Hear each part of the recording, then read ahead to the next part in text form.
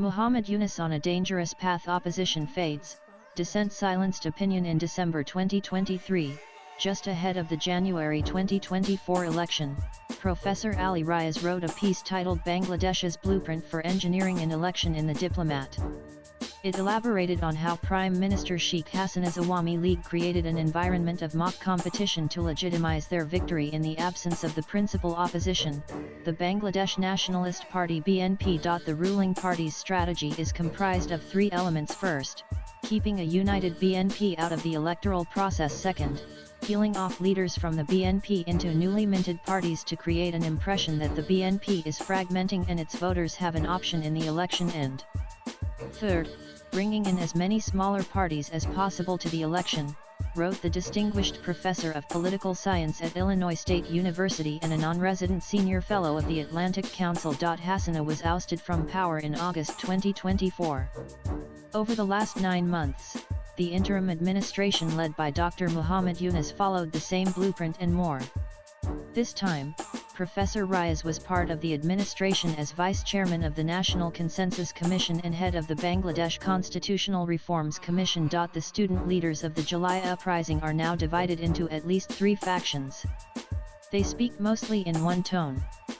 The largest among them, the National Citizen Party (NCP), is clearly an arm of the government with part of their leadership in official positions and the rest holding portfolios in the party. There is no evidence of their popularity, but ample evidence of their ability to create mobs, apparently with support from sections of Islamist groups. Last week, when the world was anxiously watching the India-Pakistan conflict, the NCP and Hafizat Islam, a non-political association of clerics and students from unregulated Qawmi madrasas, demanded a ban on the Awami League. Slogans were raised in support of the 1971 Liberation War criminals, right from the Shahbaz Square, which had once been a site of pro-liberation movements. Muhammad Jasimuddin Rahmani, chief of the banned terrorist outfit Ansarullah Bangla Team (ABT), joined the demonstration. He had been released from jail during the Yunus regime. The government obliged the protesters with electric speed. Cases had already been registered against Hasina and her associates in the same International Crimes Tribunal (ICT), created under the 1973 Act to punish collaborators of the Pakistani Army during the Liberation War. On May 10, merely 2 to 3 days after the demonstration by its own political wing, the Yunus administration issued an executive ordinance empowering the tribunal to hold trials of political parties. In a parallel move, the Anti-Terrorism Act, 2009, was amended to prevent the Awami League and its leaders from engaging in political activities even in cyberspace. The Election Commission (EC) suspended the party's registration. The party with the most significant contributions to the creation and development of Bangladesh was criminalized and legally barred from political activity until the trials are over. This is over and above the administrative and non-administrative atrocities that the party has been facing. The Awami League and its 14party alliance members were effectively pushed out of the political space since August. On paper, the Yunus administration maintained its commitment to democratic values.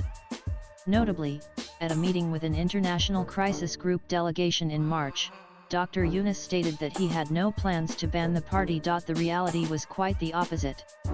According to a report in Protham Alo in February, 35 Awami League ministers and 43 other MPs were arrested in the first 6 months of the Yunus regime.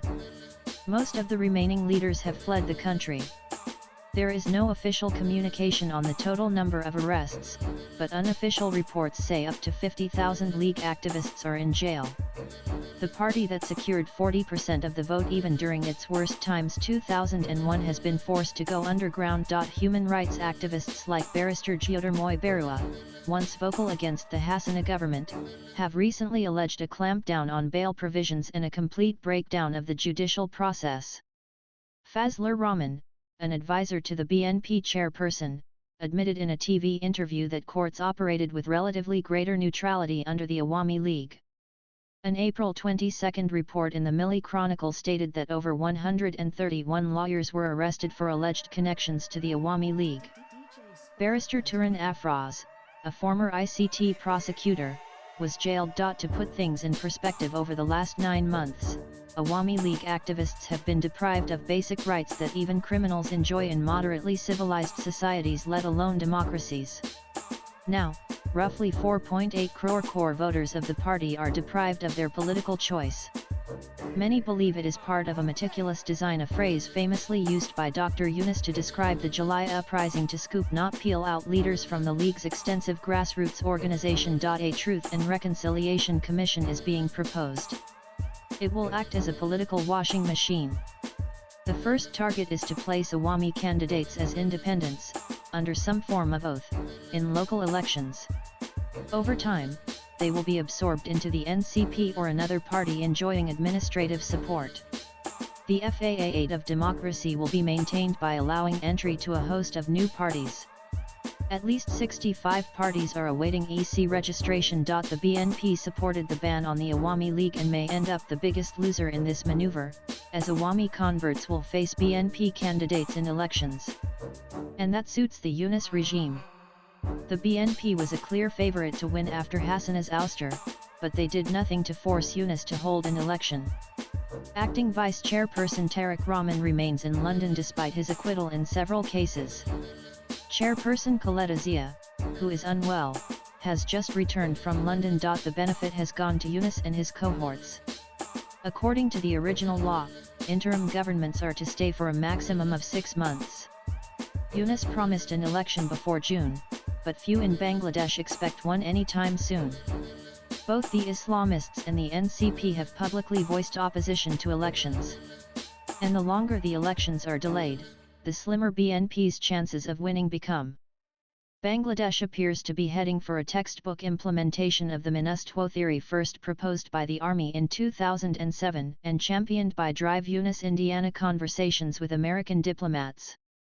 The European Union has effectively endorsed the latest plan by placing reforms ahead of elections. Hassana established a hegemonic rule. She worked overtime to keep the opposition weak.